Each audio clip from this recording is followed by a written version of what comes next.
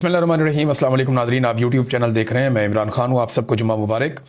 Nadreen, Imran Khan साहब के खिलाड़ी पहुँच गए हैं कराची में, और कराची में सूरत हाल बिल्कुल मुख्तलिफ।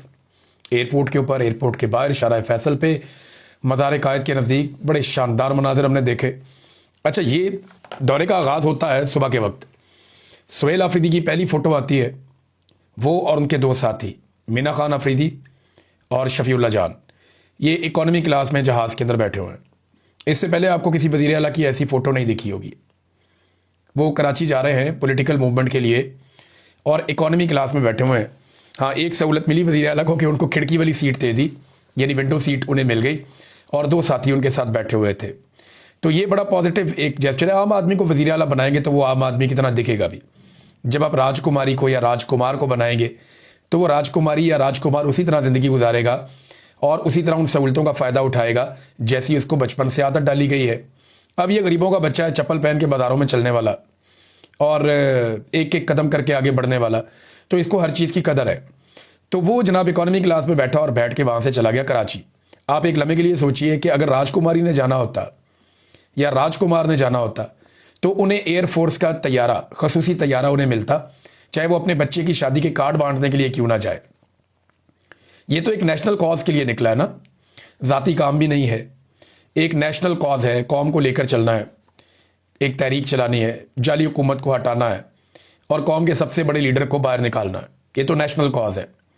दूसरी तरफ अपने बच्चों की शादी के कार्ड बांटने हो तो उसके लिए भी आपको एक एयरफोर्स का नंबर 1 तैयारा मिल जाता है, जो खसूसी परवाज़ आपको मिलती है। आप इंजॉय करते हैं, जाते हैं, कार्ड लेकर जाके लोगों को मिलते हैं, बांटते हैं। एक एक हफ्ता ये तैयारे आपके लिए खड़े रहते हैं एयरपोर्टों के ऊपर। इनका किराया एयरपोर्टों का भी पड़ता रहता है, तैयारों का भी पड़ता रहता है, परवाही नहीं होती। तो राजकुमार और राजकुमारी से बहुत मुख्तलिफ दिखाई दिए सुहेल आफरीदी, क्योंकि ये गरीबों का राजकुमार है। ये गरीब आदमी का असासा है, गरीब आदमी की पहचान है, आम आदमी। तो ये एक बड़ा अच्छा जेस्चर था। उसके बाद जब ये वहाँ पहुँचे कराची में, तो जो दूसरी बड़ी इंपॉर्टेंट चीज़ हुई, बड़ी मज़ेदार, वो पाकिस्तान पीपल्स पार्टी का रवैया। सईद गनी साहब आए, ये पीपल्स पार्टी के सेनेटर। सईद गनी साहब आते हैं, आकर वो अजरक टोपी पहनाते हैं, सिंधी रवायत के मुताबिक वो इस्तकबाल करते हैं वज़ीर आला खैबर पख्तूनख्वा का। बहुत पॉजिटिव जेस्चर है। ये काम जो है, ये मशवरा दिया था बहुत सारे लोगों ने मरियम नवाज़ को कि आपको चाहिए आप सुबह नाश्ते पर बुला के मुलाकात करें, लेकिन उनके अंदर रऊनत है, फ़िरौनियत है। वो लोग ये बात में मानते नहीं हैं, उनको कोई पॉलिटिक्स का, जमहूरियत का, इन चीज़ों का इदराक नहीं है, क्योंकि जनरल जलानी के गमले में इनका बीज फेंका गया था और वहाँ से इनकी सियासी परवरिश हुई नवाज शरीफ की। नवाज शरीफ जर्नैलों के जूते साफ करते करते कई मरतबा इक़्तिदार में आए।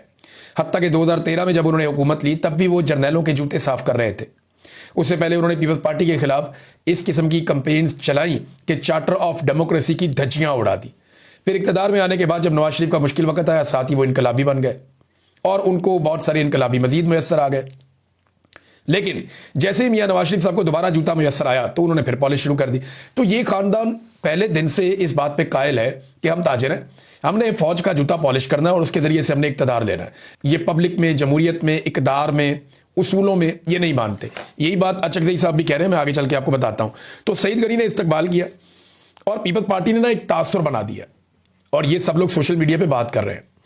तासुर ये बन रहा है कि जनाब अगर पीपल्स पार्टी वहाँ सिंध के अंदर पीटीआई को रूम दे रही है और पीटीआई को जलसा भी करने दे रही है, रैली भी निकालने दे रही है, पॉलिटिकल एक्टिविटीज़ भी करने दे रही है, तो पंजाब में पीएमएलएन ने क्यों रोका फिर? देखें ना, एस्टेब्लिशमेंट या आसिम मुनीर की ताकत सिर्फ पंजाब तक तो महदूद नहीं है ना। वो ताकत तो खैबर पख्तूनख्वा में भी है, सिंध में भी है, पंजाब में भी है, बलूचिस्तान में भी है, हर जगह पे है। ये सवाल अब उठाया जा रहा है बड़ी चालाकी से, चाहे ये एस्टेब्लिशमेंट ने किया है, चाहे ये पीपल्स पार्टी ने किया है। पंजाब में जितना गंद मारा गया वो सारा उन्होंने सियासतदानों के खाते में डाल दिया उठा के। मैं अभी कुछ चीज़ें आपके सामने रखूंगा, इससे आपको आइडिया हो जाएगा कि ये सारा इतना सिंपल नहीं है जितना दिखाई दे रहा है। पीपल्स पार्टी का एक बड़ा सियासी तौर पे बड़ा समझदारी का मूव है, उनकी इससे इज्जत बच गई है। वो अगर ज़ोर ज़बरदस्ती करते, डंडा भी चलाते, तो कराची के अंदर हालात ख़राब होते, लोग और ज़्यादा रिएक्ट करते और बिलाखिर लोग निकल आते, और जब लोग निकल आते तो इनको शर्मिंदगी हो जाती, सुबकी हो जाती। तो कराची में कंट्रोल करना भी उतना आसान नहीं है, हालात बहुत ख़राब हो जाते। तो उन्होंने एक स्ट्रेटजी डिफरेंट दी। इस स्ट्रेटजी से 2-3 चीज़ें उन्होंने अचीव की। नंबर 1, वो ये साबित करना चाह रहे हैं कि हम बहुत जमहूरी हैं, जो वो बिल्कुल नहीं है। क्योंकि बिलावल ने अपने मुंह से कहा था ब्रूट मेजॉरिटी, अपने मुंह से कहा था डंडे वाली जमहूरियत। ये बातें हमने बिलावल के मुंह से सुनी है, और बिलावल की पार्टी ने सहाफ़ियों पे सबसे ज़्यादा जुल्म किया पूरे पाकिस्तान में, रिकॉर्ड है। बिलावल की जमात ने हर वो काम किया जो एस्टेब्लिशमेंट कर रही थी, उसका साथ दिया। मिसाल के तौर पे इलेक्शन चोरी, बिलावल साथ शामिल था, जरदारी शामिल थे। सहाफ़ियों के लिए मुश्किलात, जरदारी शामिल हैं। MNA और उनके ख़ानदानों का अगवा हुआ, जरदारी शामिल है उसके अंदर। पीपल्स पार्टी ने हर जुल्म के अंदर साथ दिया, पूरा का पूरा इलेक्शन चोरी कर लिया। जो अदलिया को कंट्रोल किया गया हर चीज़ में, ये इस्तिस्ना वाले मामले तक पीपल्स पार्टी हमेशा एस्टेब्लिशमेंट के साथ खड़ी हुई। अभी थोड़े दिन पहले बिलावल ने और जरदारी ने, दोनों ने मिलकर, बाप बेटे ने, आसिम मुनीर साहब की गेम उठाई है बहुत ज़्यादा बेनज़ीर की बरसी पे। तो ये इनको अचानक क्या हो गया? नहीं, अचानक नहीं हुआ, ये एक हिकमत अमली है। देखिए ना, अगर पीपल्स पार्टी इतनी अच्छी पॉलिटिकल पार्टी और इतनी जमहूरी है, तो बलूचिस्तान में हुकूमत किसकी है? पीपल्स पार्टी की है। तो पीपल्स पार्टी को चाहिए ना बलूचिस्तान में भी वहाँ के कारकुनों को जलसा करने दें, जुलूस करने दें। वहाँ नहीं करने देते। वहाँ पे जो रहनुमा है या कारकुन है, उनके नाम 4th शेड्यूल के अंदर डाले जा रहे हैं। वहाँ PTI को दीवार के अंदर चुना जा रहा है, उनके लिए मुश्किलात पैदा की जा रही हैं। बलूचिस्तान में बिल्कुल मौका नहीं दे रहे। ये कराची के अंदर ख़ास तौर पे पीपल्स पार्टी को ये बात आइडिया था कि हम जितना भी रोक लें, हम मुकम्मल तौर पे लोगों को रोक नहीं पाएंगे। जिस तरह PMLN गंदी हो गई, वैसे हम भी गंदे हो जाएंगे। अब कई लोग कह रहे हैं जी इसके पीछे एस्टेब्लिशमेंट नहीं है, ये PMLN और नवाज शरीफ अकेले कर रहे हैं जो कुछ भी कर रहे हैं पंजाब में। ये बात दुरुस्त है कि नवाज शरीफ जो है वो सियासतदानों की पूरी लौट के अंदर सबसे घटिया ज़हनियत का ख़ानदान यही है, शरीफ ख़ानदान। सियासतदानों की जो पूरी लौट है उसके अंदर साबित किया वक्त के साथ साथ कि सबसे घटिया ज़हनियत का जो ख़ानदान है वो शरीफ ख़ानदान है। इन्होंने बेनज़ीर भुट्टो की गंदी नंगी तस्वीरें बना के उनकी वालदा की भी हेलीकॉप्टरों से, जहाज़ों से फेंकवाई। इन्होंने औरतों पे हमले किए। इन्होंने यास्मीन राशिद को जेल में डाल के नवाज शरीफ ने ज़बरदस्ती उनका इलेक्शन छीना। इन्होंने जजों से टेलीफोन के ऊपर फैसले करवाए, वो टेलीफोन कॉल्स आज भी मौजूद हैं। इन्होंने जर्नैलों को रिश्वतें दी, बाकायदा ये भी रिकॉर्ड के ऊपर मौजूद है। इन्होंने हर वो गंदा काम किया जो कोई भी घटिया तरीन सियासतदान या सियासी खानदान कर सकता है। तो जितना ये आला कार बने एस्टेब्लिशमेंट के, उतना कोई, और एस्टेब्लिशमेंट को ये भी पता है कि ये किसी के सगे नहीं है। लिहाजा ये कराची के अंदर जो कुछ भी हो रहा है, चाहे पीपल्स पार्टी अकेली कर रही है, चाहे एस्टेब्लिशमेंट के साथ मिलकर कर रही है, ये जो भी हो रहा है इसमें PMLN गंदी हो रही है।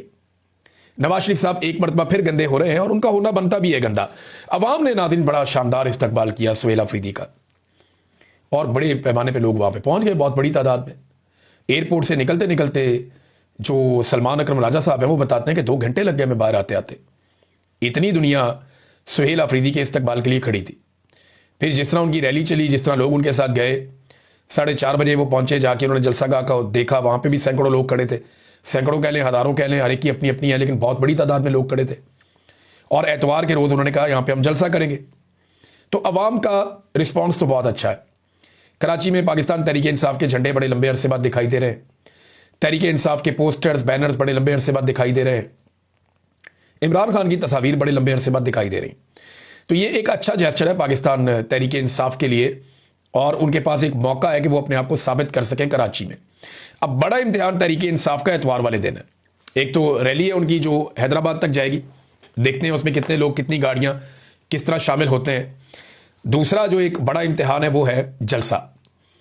अगर तो पाकिस्तान तहरीक इंसाफ उस नौइयत का बड़ा जलसा कर देती है जो उनकी पहचान है, तो फिर एक दफ़ा निज़ाम की चूलें हिल जाएंगी।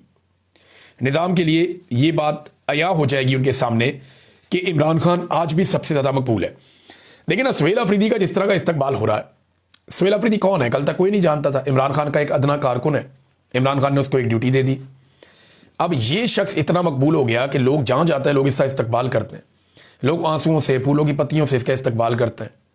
और वो आदमी रातों रात हीरो बन गया, बहुत बड़ा। इसने इमरान खान के लिए कुर्बानी भी बहुत दी। सुहेल अफरीदी की और दीगर जो नौजवान हैं जो ISF से ट्रेंड होकर आए पाकिस्तान तहरीक इंसाफ में, उनकी बड़ी लंबी चौड़ी कुर्बानियां हैं। सुहेल अफरीदी उनमें से एक है। ये उसूलों के ऊपर खड़े हुए लोग हैं। लेकिन अगर इमरान खान के एक खिलाड़ी को इतनी तवज्जो मिलती है और ऐसा इस्तकबाल मिलता है, तो एक लम्हे के लिए सोचिए कि अगर इमरान खान बाहर आ जाता है तो उसका इस्तकबाल कैसे होगा। तो एस्टेब्लिशमेंट को कुछ चीज़ों का अंदाज़ा आज हो गया होगा, और जो रह गई हैं उनका अंदाज़ा ये जो हैदराबाद के लिए रैली जाएगी, और ख़ास तौर पे जो कराची में जलसा होने जा रहा है एतवार वाले दिन, क्योंकि एतवार को छुट्टी है, तो पूरे कराची के अंदर जो है वो ये कैंपेन चलाई जा रही है कि जलसागाह को भरा जाए। तो देखना यह है कितने बड़े पैमाने पर लोग उस जलसे में आते हैं। वो जलसा मुल्की सियासत के लिए एक बड़ा इंपॉर्टेंट दिन होगा। अब सवाल ये पैदा होता है कि क्या एक बहुत बड़ा जलसा करने से और कराची में ये सारी मूवमेंट चलाने से इमरान खान साहब रिहा हो जाएंगे? तो जवाब है नहीं। आपको मेरी बात बुरी लगेगी, लेकिन जवाब है नहीं। जब तक पंजाब के अंदर बड़ी कंपेन खड़ी नहीं होगी, जब तक पंजाब सड़कों पे नहीं आएगा, जब तक पंजाब अपने अपने इलाकों में निकलकर पुरअमन एहतजाज शुरू नहीं करेगा, तब तक इमरान खान साहब के लिए हालात नहीं बदलेंगे। पंजाब में इसीलिए फस्तायत का लेवल बहुत ज्यादा है। देखिए ना, सबसे बड़ा डाका कहां डाला गया इमरान खान के हक पे, या सबसे बड़ा डाका किस सूबे की आवाम के हक के ऊपर डाला गया? पंजाब की आवाम के हक पे या उनके वोट के ऊपर सबसे बड़ा डाका डाला गया ना। तो पंजाब के लोगों को ही अपना हक लेने के लिए खड़ा होना पड़ेगा। कराची मिनी पाकिस्तान है बेशक, कराची से एक मोमेंटम जरूर बनेगा, कराची से एक बहुत बड़ा मैसेज जाएगा, एक बहुत बड़ा पैगाम जाएगा पूरे पाकिस्तान को, ये बात एक हकीकत है। मगर जो किसी भी तहरीक का उरूज होगा वो पंजाब से ही होगा।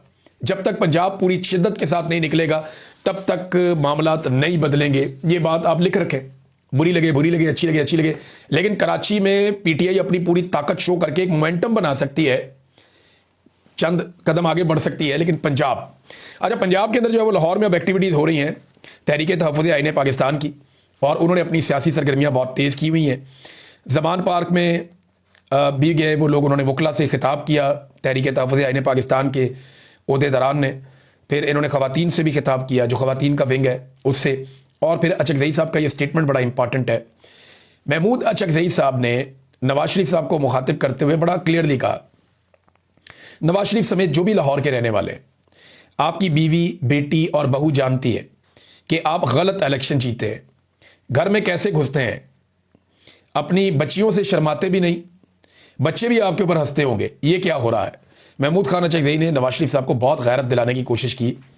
उन्होंने कहा कि नवाज शरीफ साहब आप जानते हुए भी गलत कर रहे हैं, और नवाज शरीफ साहब मेरे दोस्त हैं, लेकिन आप जानते हुए भी गलत कर रहे हैं। आप घर में अपनी बीबी जान, बेटी जान और बच्चों का कैसे सामना करते हैं, आप जानते हैं कि आप इलेक्शन हारे हुए हैं। उन्होंने कहा कि पाकिस्तान की आवाम ने कमाल कर दिया कि तहरीक इंसाफ जिसके पास अपनी जमात का इंतखाबी निशान भी नहीं था, उसको ढूंढ ढूंढ कर वोट डाला। महमूद खान अचकज़ई ने कहा कि ना ये फौज और एजेंसियों से कोई झगड़ा है, दुनिया जहां की फौजें जो कर रही हैं, आप उसी फ्रेम में रहें तो आप हमारे भाई हैं। दुनिया को चलाने के लिए एक निज़ाम दिया हुआ है और सबको अपना अपना काम करना चाहिए, निज़ाम को ख़राब ना करें। हमारी एस्टेब्लिशमेंट की तरबियत ही गलत है। आपको अगर शौक है तो आए, वो काम छोड़कर आएँ, लेकिन डंडे धौंस से काम नहीं चलेगा। ठीक है जी, अगर करनी है सियासत तो आए ना, आसिम मुनीर साहब इलेक्शन लड़ें, यूनिफॉर्म के साथ ही लड़ दें, एक शिक शामिल कर दें आइन के अंदर कि फौजी अफसर इलेक्शन लड़ सकते हैं। जहाँ जहाँ पे जो फौजी ऑफिसर है या सेक्टर कमांडर है या दीगर अफसरान है, वो इलेक्शन लड़ लें। सियासतदानों के मुकाबले में पता चल जाएगा वो जीतते हैं या हारते हैं। आना है तो खुलकर आ जाए, फिर सियासत करें। ये क्या तरीकाकार है कि पीछे बंद कमरों में बैठ के फैसले करते हैं, फिर उन फैसलों पर अमल दरामद करवाने के लिए हर किस्म का हरबा भी इस्तेमाल करते हैं। तो अचकज़ई साहब ने नवाज शरीफ साहब को गैरत दिलाने की या शर्म दिलाने की एक नाकाम कोशिश की है। मुझे तो नहीं लगता कि ऐसा होगा कि नवाज शरीफ साहब इस सिस्टम के वो पुर्जा है जो बिल्कुल किसी किस्म की भी टस से मस होने के लिए तैयार नहीं है। देखिए ना, पीपल्स पार्टी को समझ आ गई कि इज्जत बचाओ जनाब अपनी, हालांकि उन्होंने भी बहुत गंद मारा है, लेकिन नवाज शरीफ साहब को यह कि इज्जत छोड़ो, दफा करो, लानत भेजो, पैसे बचने चाहिए और इक्तदार बचना चाहिए। यही काम नवाज शरीफ साहब आज भी कर रहे हैं। और हमेशा जब भी नवाज शरीफ साहब को अपने पैसों और अपनी सियासत में से किसी एक चीज को चुनना पड़ा, उन्होंने हमेशा अपने पैसों को चुना। जब भी उन्हें इक्तदार और उसूल में से किसी एक चीज को चुनना पड़ा, तो नवाज शरीफ साहब ने हमेशा इक्तदार को चुना, और ताकत के असूल के लिए वो हमेशा एक लेवल मजीद नीचे गिरते रहे। नवाज शरीफ साहब का ये रिकॉर्ड है। नाज़रीन, अलीमा खानम ने कुछ बयान दिए हैं, तो वो अदालत में पेश हुई, उनके भी केसेस वगैरह चल रहे हैं। तो अलीमा खानम ने कहा कि इमरान खान कैद तन्हाई में है, हमें नहीं मालूम कि वो किस हाल में है। साथ ही उन्होंने ये कहा कि ये रावलपिंडी की इंसदाद दहशतगर्दी की अदालत में गई थी, वहाँ उन्होंने कहा कि हुकूमत जो है वो अदालती